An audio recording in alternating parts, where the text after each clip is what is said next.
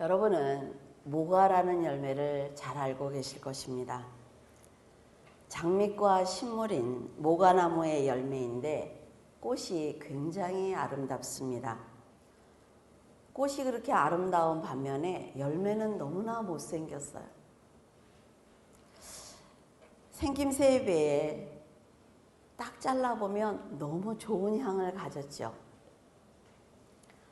그래서 이런 속담이 있습니다. 탱자는 매끄러워도 거지의 손에 놀고 모가는 얼고도 선비의 방에서 겨울을 난다 라는 속담이 있습니다. 사람들은 모가가 모양도 밉고 단단하기까지 하기 때문에 별로 쓸모가 없다는 생각을 하지만 관심을 갖고 모가를 연구하면서 모가가 기관지와 소화기관에 많은 도움을 준다라는 것을 밝혀냈다고 해요. 세상은 예수님을 초라하고 못생긴 모가처럼 대하고 있습니다. 못생긴 모가를 자르면 좋은 향이 나는 것처럼 하나님께서 못생긴 아주 초라한 예수님을 십자가에 달자 온 세상에 더러운 죄의 냄새를 밀어낼 정도로 좋은 향기가 퍼졌습니다. 그리스도를 믿는 성도들에게 예수님은 좋은 향이 나기 때문에 예수님의 좋은 향이 나기 때문에 하나님께서는 성도를 이렇게 품으면 예수와 같은 향이 나네. 그리고 사랑하시는 거예요. 우리가 잘나서가 아니라 여러분들 왜 향수를 뿌립니까? 그 향 때문에, 그렇죠? 우리가 예수 그리스도를 품고 있기 때문에 하나님은 우리에게 속아주시는 거예요. 하나님은 속아주시면서 우리에게 영적 권세를 주십니다. 예수와 똑같이 일할 수 있도록 내가 너희들에게 권세를 줄게. 하나님의 마음이라 말이죠. 그런데 안타깝게도 진한 향이 썩으면 그 과일이 썩으면요 아주 이상한 냄새가 납니다. 좋은 향을 가진 성도가 세상과 섞여서 썩어버린다면 사람들은 악취 나는 성도 곁에 가까이 오지 않는다는 거죠. 그래서 성도들은 좋은 향을 간직하기 위해서 노력을 해야만 합니다. 우리가 본이 되기 위해서 올바로 살아내야 된다는 거죠. 그들이 하나님을 만나기도 전에 난 저 사람이 교회 다닌데 그래도 난 안 다녀. 이런 사람들이 너무나 많아요.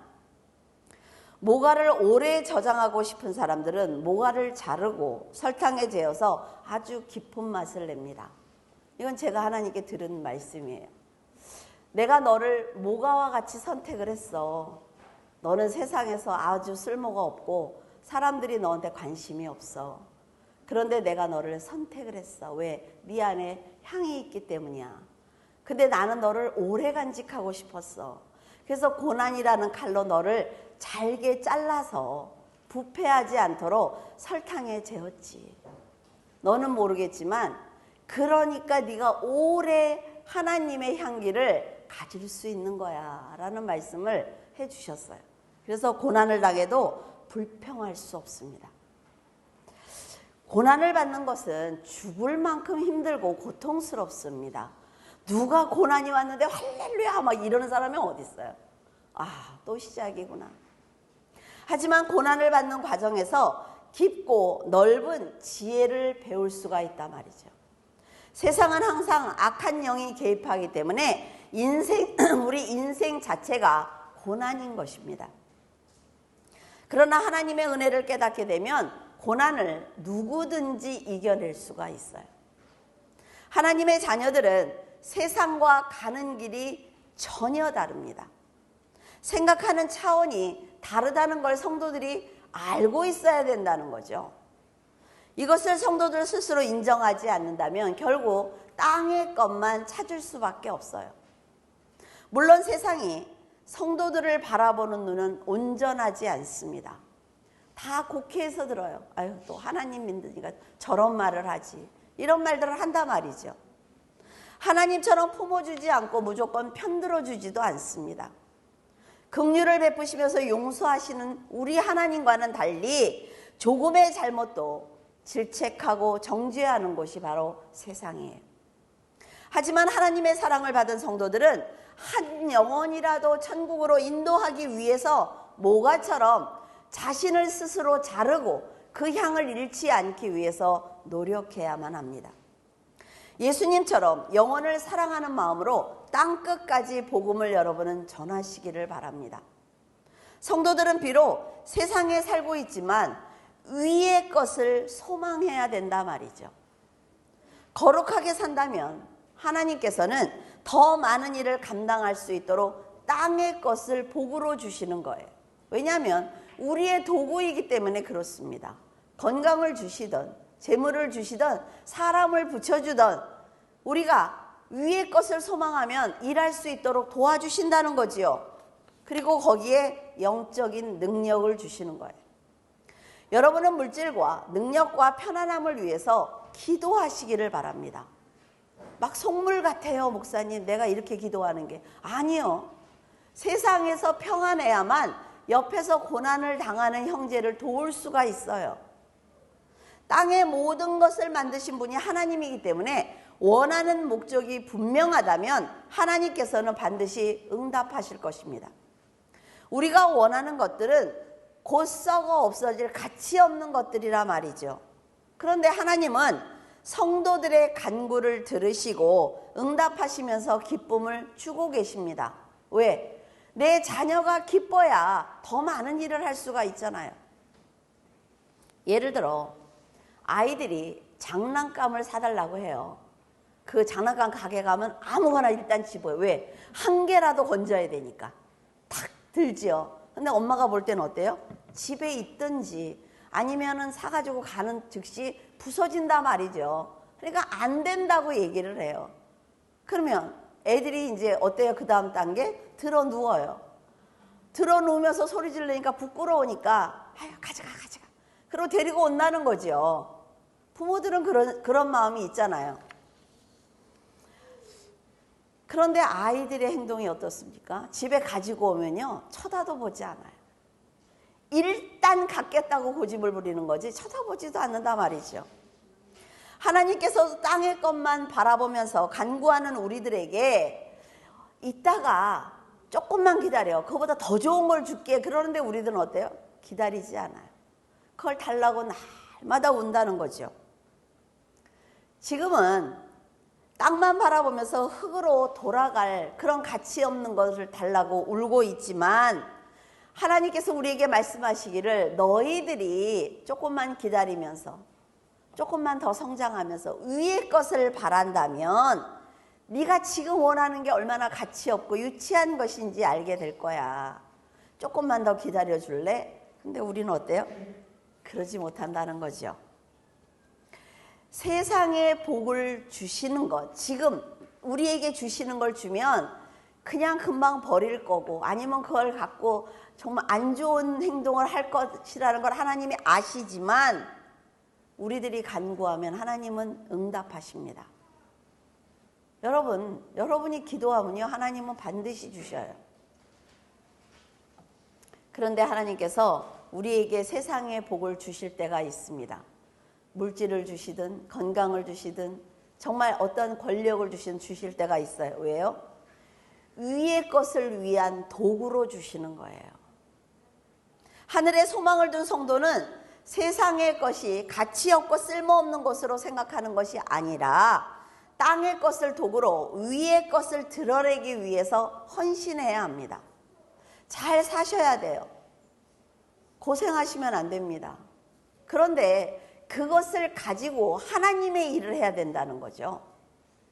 성도가 아낌없이 하나님의 나라를 확장하기 위해서 세상의 것을 사용한다면 하나님은 그 성도가 하는 기도는 다 응답하실 것입니다.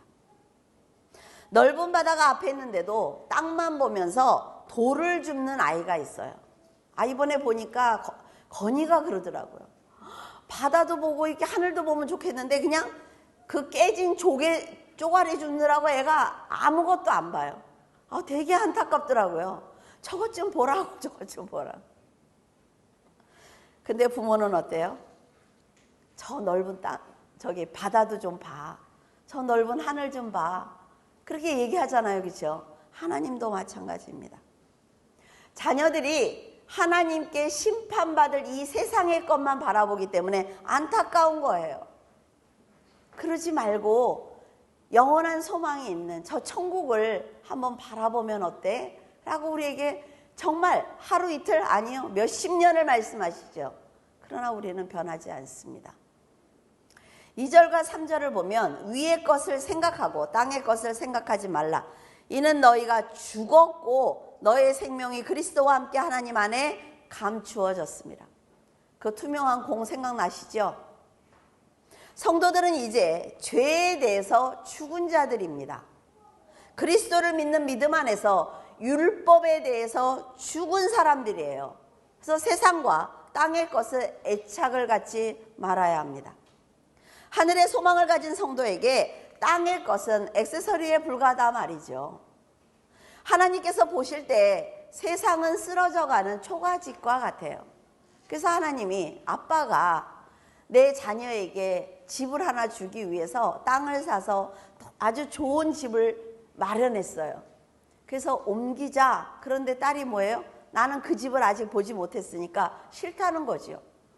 내가 이거를 뺏길까봐, 이 초가집이라도 못 가질까봐 싫다고 우는 거예요. 그럼 아빠 마음이 어떻겠습니까? 자녀에게 주시기 위해서 예수님께서 뭐라 그랬어요? 내가 너희들이 마련할 집을 마련하고 나면 내가 너희들에게 올게. 오실 날이 얼마 남지 않았다고요. 우리가 세상을 보면. 그런데도 가지 않겠다고 우니까 그것처럼 난감한 일이 없습니다. 위의 것을 찾으라는 말에서 찾는다는 말은 얻기 위해서 애쓴다, 열망한다 라는 뜻을 가지고 있습니다. 그리고 땅의 것을 생각하지 말라는 말에서 생각한다는 것은 내 마음에 둔다는 거예요. 여러분이 지금까지 무엇을 얻기 위해서 노력을 하셨습니까? 여러분들이 불안한 마음이 어디서부터 시작됐어요? 땅의 것에서부터 시작이 되죠. 여러분은 지금 여러분의 마음속에 어떤 것을 두고 있습니까? 혹시 하나님보다 더 큰 건 아니에요? 성도들이 하나님의 나라를 확장하기 위해 열망을 가지는 것은 전쟁할 때처럼 목숨을 다해서 쟁취해야 하는 것입니다. 성도들이 이 땅에서 어떤 것에 관심을 두느냐에 따라서 구원받을 백성의 수가 달라집니다. 노아 곁에 얼마나 많은 사람들이 있었을까요? 같이 그 방주를 지어주고 같이 밥을 먹고 노아의 말을 듣고 그런 사람들이 수없이 많았을 거예요. 그런데 그들은 그 방주에 타지 않았다는 것입니다. 우리가 사는 목적이 너무나 중요하다는 거죠. 성도들이 땅의 것을 생각하면 세상은 죄가 관영하기 때문에 더 이상 희망이 없는 소돔과 같아요. 그래서 하나님은 채찍을 드실 수밖에 없습니다. 그리스도께서 새 생명을 받은 성도들이 썩은 것을 간구한다면 다시 사망이 왕노릇할 것이기 때문에 돌이킬 기회를 받는 것이 결코 쉽지 않다는 것입니다. 하나님을 모르는 사람 어디 있습니까? 열정적으로 하나님을 위해서 다 헌신합니다. 그런데 어느 날 내 마음에 서운함이 들어와서 어둠이 나를 정복하면 여러분 그것을 밀어내기가 결코 쉽지 않아요. 왜냐하면 나도 했다는 거죠. 나도 봉사해봤어. 나도 헌신해봤어. 나도 그만큼 헌금해봤어. 이게 죽이는 거예요. 그래서 골로새서 2장 21절에 보면 세상을 붙잡지도 말고 맛보지도 말고 만지지도 말라라고 하고 있습니다. 흙으로 만들어진 사람은 세상과 본질이 같기 때문에 한번 붙잡고 맛보고 만지면 절대로 쉽게 놓지 못합니다. 제가 한동안 이제 교회 날마다 오다가 집에서 이렇게 출근을 안 하고 집에서 일해보자 그랬더니요. TV를 보는 시간이 굉장히 늘더라고요. 왜냐하면은 걔는 틀어놓고 가만히 누워있으면 혼자 떠들면 금방 한두 시간이 가요. 성경을 읽을 때 한두 시간 갑니까? 그래서 걱정이 되는 거예요. 그래서 기도를 했지, 하나님한테. 큰일 났습니다, 하나님. 그랬더니 뭐라고 그러시냐면, 세상의 쾌락과 즐거움, 이런 모든 것들은 낚싯줄을 던지는 것과 같아요. 그래서 가서 딱 박히면 빠지기가 힘들다는 거죠. 그래서 반드시 대가를 치러야만 그 낚싯바늘을 뺄 수가 있다. 그러니까 처음부터 아예 던지지 마라는 말씀을 하시더라고요. 성도들은 예수님의 희생으로 영원한 생명을 받은 사람들입니다. 예수님께서 십자가를 지실 때 믿음을 가진 우리도 십자가에서 함께 죽었고, 예수님께서 부활하실 때 우리도 부활한 사람들이에요. 빌립보서 3장 19절에서 20절에 보면 그들의 마침은 멸망이요, 그들의 신은 배요. 신은 배요. 그러니까 신은 신발이 아니라 그들이 믿는 신은 내 배. 그 영광은 그들의 부끄러움에 있고 땅의 일을 생각하는 자라. 그러나 우리의 시민권은 하늘에 있는지라. 거기로부터 구원하는 자 곧 예수 그리스도를 기다리노니. 땅의 일을 생각하는 사람들은 예수 그리스도와 원수입니다. 그리고 그의 끝은 멸망이에요. 싫어도 소용없어요. 하나님이 정하신 법이기 때문에 우리가 절대로 바꿀 수 없습니다. 성도들의 시민권은 땅에서 하늘로 옮겨졌기 때문에 마지막 날 재림하시는 예수 그리스도를 기다리며 우리가 지금 살고 있는 것입니다. 여러분의 그 구원은요, 내가 믿어서 구원을 받는 게 아니에요. 하늘과 땅이 함께 일해서 그 열매가 우리라 말이죠. 그러니 기가 막힌 것 아닙니까? 그 성도들이 천국의 소망을 두지 않고 헛되고 헛된 땅의 것만 생각하고 있다면 하나님의 위로를 절대로 받을 수가 없습니다. 세상은 일시적이고 허무하며 많은 죄악으로 덮여 있습니다. 그래서 땅의 것은 아무리 많이 가져도 육을 벗으면요, 한 가지도 천국에 가지고 갈 수 있는 것이 없어요. 여러분들이 천국에 가지고 갈 수 있는 건 단 하나, 믿음입니다. 그래서 우리는 영원한 나라에 가져갈 수 있는 그 믿음을 찾아내야 된다는 거죠. 내가 무엇을 잘하는지 한번 생각을 해보세요. 내가 무엇을 좋아하는지 한번 생각을 해보세요. 그걸 가지고 헌신하면 돼요. 여러분들이 잘 못하고 하기 싫은 거는 와서 말씀하시면 됩니다. 하지 마세요. 왜? 아무리 헌신해도 그건 소용이 없어요. 내 안에 불만이 있기 때문에. 성도들이 해야 하는 일은 말씀에 순종하면서 믿음을 갖고 자신을 쳐서 복종하는 것입니다. 이것이 바로 가치 있는 일이고 선한 열매라 말이죠. 이 열매는 하나님께서 받으실 만한 열매예요. 그래서 여러분들이 반드시 맺어야만 합니다. 여러분도 기도하고 말씀을 읽고 진리를 깨닫고 헌신했을 때 여러분의 생각보다 훨씬 더 큰 기쁨을 가졌을 거예요. 희한하게 내가 희생하고 있는데 충만하다 말이죠. 이것이 성령께서 주시는 영적인 축복입니다. 하지만 이런 기쁨을 알면서도 기도하고 말씀을 읽고 헌신하는 것이 생각처럼 쉽게 되지 않아요. 왜? 내 육을 거스려야 되거든요. 위의 것은 죽도록 나를 쳐서 복종하지 않으면, 사도 바울 같은 사람들 그러잖아요. 날마다 죽는다는 거예요. 그러지 않으면 절대로 가질 수가 없습니다. 그래서 땅에 있는 지체를 죽여라 라고 말한 거지요. 땅의 지체는 곧 음란과 부정과 사욕과 악한 정욕과 탐심인데, 그런 탐심은 뭐예요? 우상 숭배다. 어제 뱀 간증해 드렸죠. 이 세상은 비정상적인 성적 관계를 묵인하는 음란한 풍조가 만연하고 있습니다.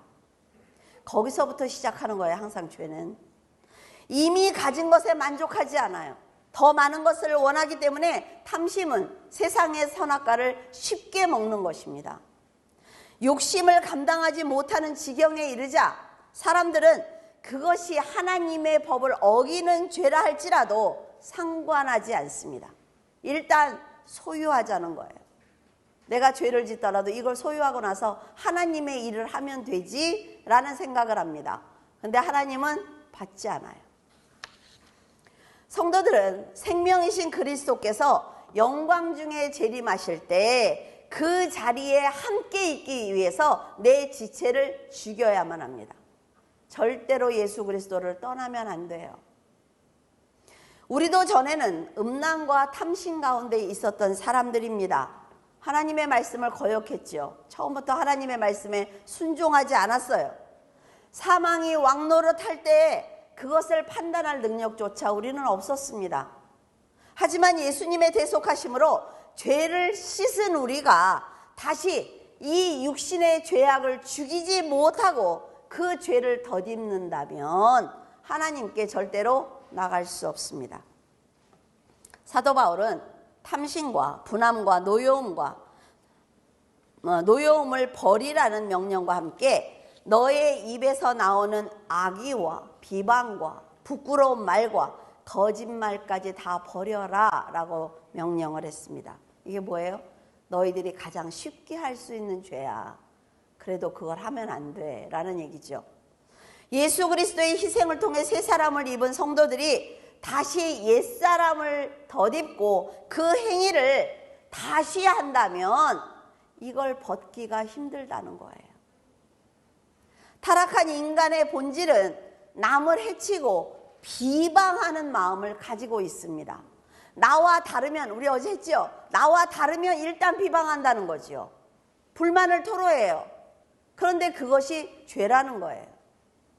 사람들이 가진 수많은 악한 마음 중에서 가장 많이 사용하는 것은 마귀가 하와를 속일 때 사용했던 거짓말입니다. 거짓말을 왜 해요? 내 뜻을 관철시키기 위해서 하는 거예요. 수단과 방법을 가리지 않는 거지요. 하나님께서는 예수 그리스도를 믿는 성도들이 새 사람이 되게 하셨어요. 성령을 통해서 하나님의 지혜와 지식을 주셨습니다. 그들이 가진 초등 지식을 버리도록 하나님이 하셨어요. 하나님의 형상대로 사람을 만드셨다는 것은 하나님이 사람을 얼마나 사랑했는지 알 수가 있습니다. 이렇게 하나님의 형상대로 진리와 거룩함으로 지으심을 받은 사람들이 하나님을 배신했다는 거지요. 사탄의 거짓말에 넘어가고 말았어요. 하나님의 형상에 따라서 새롭게 하신 높은 지식이라는 것은 그리스도와 연합해야만 받을 수 있는 신앙적인 지식을 말하는 것입니다. 영적인 통찰력을 말하는 거예요. 여러분, 사람을 보았을 때 그 사람이 어떤 사람인지 바로 알 수 있으면요, 사는데 큰 도움이 됩니다. 그 사람에게 그 말을 하지 못해서 그렇지, 여러분들이 주일날 왔을 때 얼굴을 보면 일주일을 어떻게 살았는지 대충 알 수가 있어요. 성도들이 위의 것을 찾아야 하는 이유는 바로 거룩하고 전능하신 하나님을 알고 깨닫고 높여드리기 위해서 성도들이 위의 것을 찾는 것입니다. 요한계시록 1장 7절에 보면 볼지어다 그가 구름을 타고 오시리라. 각 사람의 눈이 그를 보겠고 그를 찌른 자도 볼 것이요 땅에 있는 모든 족속이 그로 말미암아 애곡하리니 그러하리라. 아멘. 그리스도께서 구름을 타고 오신다는 건 재림을 말하는 것입니다. 그러니까 그 구름이 뭐냐, 그 구름이 그러면 천사냐 진짜 구름이냐 이걸 갖고 싸우고 그래요. 그냥 구름을 타고 오신다면 오시겠죠. 그렇죠? 그냥 성경대로 보면 돼요. 예수님은 분명 천사들과 함께 오실 것입니다. 먼저 구원받은 성도들과 함께 오실 거예요. 그리고 그 다음에 우리 살아있는 사람들을 들어 올리실 거예요. 예수님께서 인류의 죄를 대속하기 위해 이 땅에 오실 때 완벽한 사람으로 오셔야 했습니다. 왜요? 피가 필요했으니까. 하지만 재림하실 때는 구름을 타고 천군 천사의 호의를 받으며 능력과 영광을 가지고 재림주로 오실 것입니다. 예수님께서 말씀하시길 내가 그니라 인자가 권능자의 우편에 앉은 것과 하늘 구름을 타고 오는 것을 너희가 볼 것이다. 이렇게 말씀하셨어요. 뭘 타고 오신대요? 하늘 구름. 답이 있잖아요, 여기. 그거 갖고 논문을 쓰고 싸우고 할 필요가 뭐 있어요. 재림하실 때는 도적처럼 예고 없이 오시기 때문에 그 시기를 누구도 알 수 없습니다, 여러분. 절대로 그것에 대해서 점치면 안 돼요. 그러나 재림하시는 모습은 세상 모든 사람이 볼 거예요. 이것이 굉장히 무서운 얘기입니다, 여러분. 그 놀라운 사건이 일어날 때 성도들은 예수님의 곁에 순식간에 내 몸이 변해서 올라가요. 이 몸으로 올라가는 거 아니에요. 변화받아서 올라갑니다. 예수님과 같은 몸으로. 변화받아서 올라갈 것이고, 그리스도를 핍박하던 사람들은 올라가는 성도와 재림하신 예수 그리스도를 그들의 눈으로 볼 것입니다. 신나지 않습니까? 예수님을 찌른 자들이 재림을 본다라고 말씀하신 것은 예수님을 죽인 그 악한 자들뿐만이 아니라 현재 그리스도인들을 핍박하는 사람들도 포함되어 있습니다. 그날에 그들이 심판을 받게 될 거예요. 이때 생명책에 농명되지 못한 사람들은 큰 심판을 받습니다. 믿으셔야 돼요. 초림과 재림 예수로 오시는 것은 예수님께서 재림을 믿는 성도들을 위한 단 하나의 목적 때문입니다. 지금까지 성경책을 가지고 있던 우리들, 지금까지 교회를 다니고 있던 우리들, 그 사람들 가운데 홍해처럼 갈라져서 좌측과 우측으로 나뉠 것입니다. 성경은 뭐라 그랬어요? 믿는 사람들이 보는 책이라고 그랬어요. 그래서 세상 사람들의 얘기가 절대로 아닙니다. 여러분이 이 사실을 믿고 있다면 여러분은 천국에서 영원히 살아갈 하나님의 백성입니다.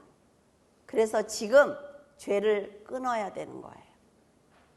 절대로 땅의 것이 여러분의 삶의 목표가 돼서는 안 됩니다. 세상에 육신을 갖고 살기 때문에 어려운 일을 당할 수 있습니다. 그러나 다 지나가요.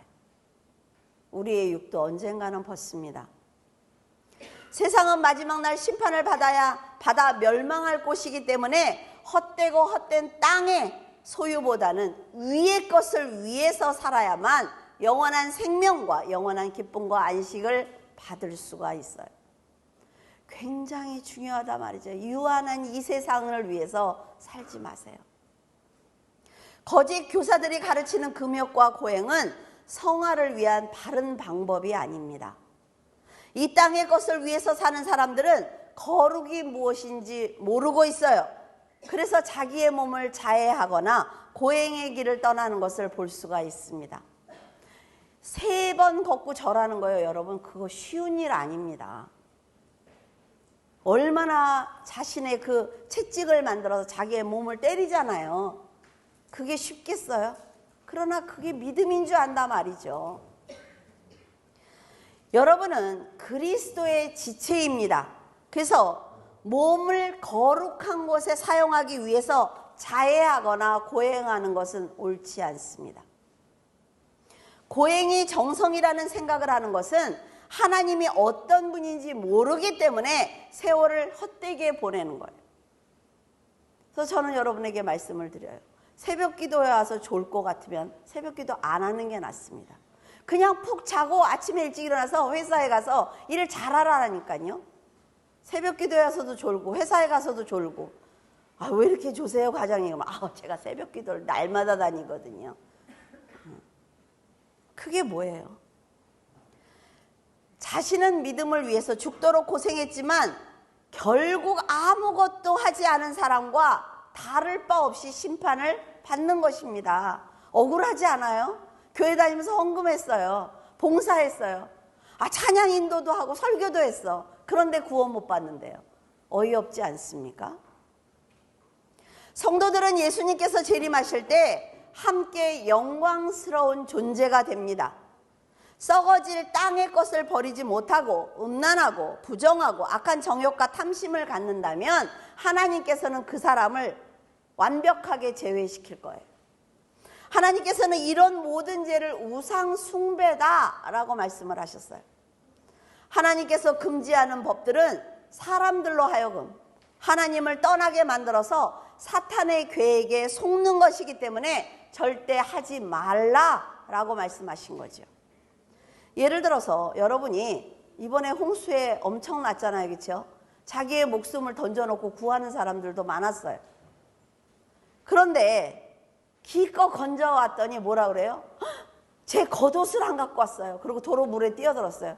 그러면 여러분 이러고 또 들어가요? 안 들어가요. 그 다음에는 천국 백성답게 살지 않으면 다시는 그에게 기회를 주지 않습니다.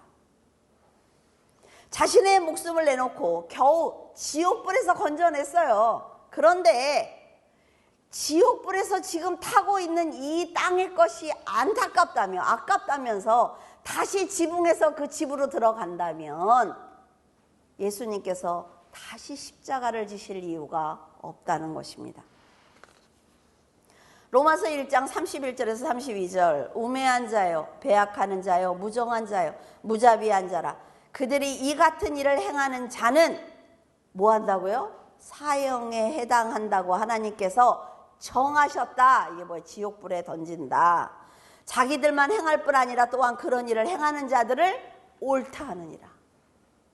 사람은요 악해지면 절대로 혼자 하지 않습니다. 자기 혼자 하지 않아요. 꼭 누구를 끌어들이죠. 하나님을 마음에 두기 싫어하는 사람들은 부정한 일과 탐욕을 보입니다. 이런 죄는 사형에 해당하기 때문에 용서받기가 쉽지 않습니다. 여러분, 무기징역이라도 받아야 좀 이렇게 줄어들잖아요. 근데 사형은 쉽지 않아요. 뒤집어지기가. 사형은 결국 용서받지 못할 죄를 지었다는 증거이기 때문에 믿음을 버린 자들은 다시 건짐을 받기가 쉽지 않습니다. 그런데 하나님께서는 좋으신 분이라, 제가 여러분에게는 이렇게 얘기를 하지만 하나님은 좋으시는 분이라 우리가 목숨이 끊어지는 그 순간까지 기회를 주세요. 근데 여러분, 받아들일 것 같습니까? 강팍한 사람들이 받아들일 것 같아요? 절대로 받아들이지 않습니다. 그래서 그들은 결국 마지막 날 심판을 받게 될 것이며 둘째 사망을 받게 될 것이기 때문에 그것이 하나님께서 말씀하신 사형입니다. 어둠의 자녀로 태어나 빛의 자녀가 되고 영벌을 받을 사람들이 영생을 얻는 것은 하나님의 특별한 은혜예요. 하지만 그 축복을 지켜내는 건 바로 우리들의 몫입니다. 이제 여러분은 헛되고 헛된 세상을 버리시기를 바라요.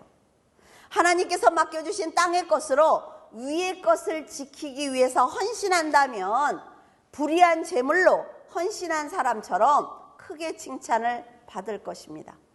세상의 모든 것은 불의한 재물이에요. 하나님께서는 헬라인이나 유대인이나 헬라파나 무할레파나 야만인이나 수구디아인이나 종이나 자유인들에게 차별을 두지 않고 모두 구원받기를 원하고 계십니다. 구원은 특권층이 받는 게 아니에요. 아유, 저 사람은 받을 거야. 이러지만 그렇지 않습니다. 예수 그리스도를 믿는 모든 사람들에게 차별 없이 주셨어요. 성도들이 뭐예요? 금수저라 말이에요. 금수저. 세상에 금수저만 부러워하지 말고 땅에 있는 지체를 죽이고 하나님의 형상을 따라서 거룩한 삶을 산다면 하나님이 그 사람이 어떤 처지에 있든 상관하지 않고 구원이라는 복을 주십니다. 근데 우리는 너무 쉽게 생각해요. 구원을. 이것이 하나님의 목적이고 긍휼이고 사랑입니다. 이것을 위해서 오늘까지 역사하셨단 말이죠. 그 역사를 통해 우리를 구원의 반열에 올려놓으셨어요. 그리스도가 계신 그곳에 우리를 올려놓으셨다니까요.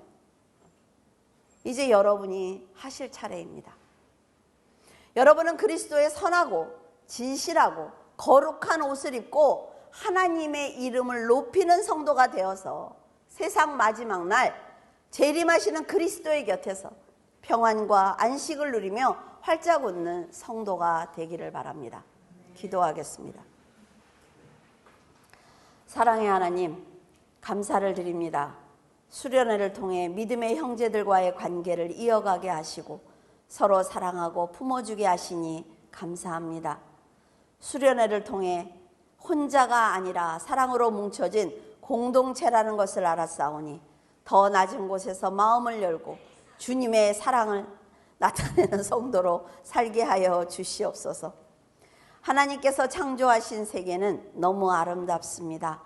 그 한가운데 저희를 세워주신 하나님의 뜻을 잊지 않고 마지막 순간까지 한 영혼이라도 사랑하는 믿음을 잃지 않도록 은혜를 주시옵소서. 저희들 준비한 모든 순서를 끝내고 집으로 돌아가려고 합니다. 집에 도착할 때까지 주님께서 눈동자와 같이 지켜주시고 집에 돌아가서 수련에서 받은 은혜와 따뜻한 형제의 사랑을 잊지 않도록 도와주시옵소서.